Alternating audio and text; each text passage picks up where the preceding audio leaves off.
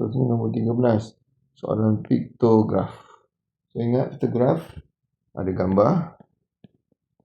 Dan gambar itu ialah perwakilan, bukan nilai sebenar. Bukan nilai sebenar. Okey, tengok Isnin ada 3. Tapi satu bulatan tu mewakili 5. So, maksudnya 5 darab 3.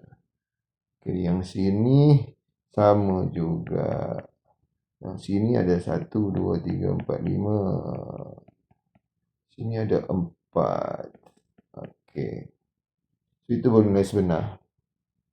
Okey. Soalannya hitungkan jumlah K ni. Okey. So, buatlah. Tampilkanlah semua.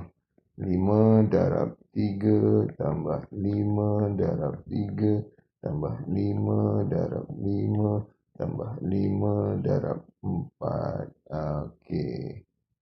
Dah. Alright. Ataupun awak nak buat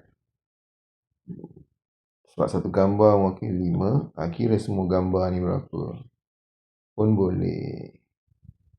Okey. Okey, contoh saya bariskan ini lah. Akan sama-sama ni kan. Ni ada 1, 2, 3, 4. Ada 1, 2, 3. Maknanya 12. Tambahkan dengan cermin 3. So, maknanya kali 15. So, 15 darablah 5. 5 darab 5, 25, 2, 7. So, jawapannya ialah 75 kek keju. Okey, itu saja.